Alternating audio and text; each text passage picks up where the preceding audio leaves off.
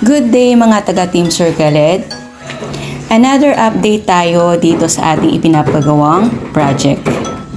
Noong nakaraang nga nating video ay nakita naman natin na halos nakatayo na yung 4 na sulok nitong project na pinapagawa natin. At yung ilang sulok or ilang gilid nito ay nalagyan na rin nila ng kawayan. Ngayon, eto na nga nakapaglagay na sila ng yero or ng bubong. At yung likod na bahagi nito ay nalagyan na rin nila dito ng yero. Kasi para naman hindi mabasa kapag nagtag-ulan yung mga ilalagay natin dito sa ating project.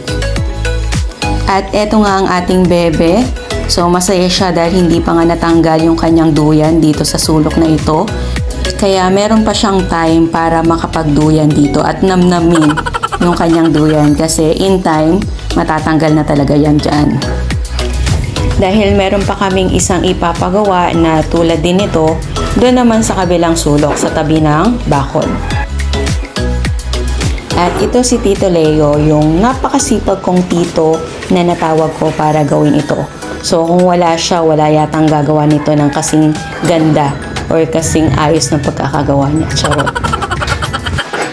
At ito naman yung aking pinakamamahal na papaya na no choice kundi bunutin na lang kasi nga tinamaan siya nung ating pinapagawa. So hahanapan na lang namin ito ng ibang lugar kung saan pwede namin siyang ilipat at hopefully ay mabuhay pa para naman mapakinabangan pa rin natin yung kanyang magiging bunga in the future.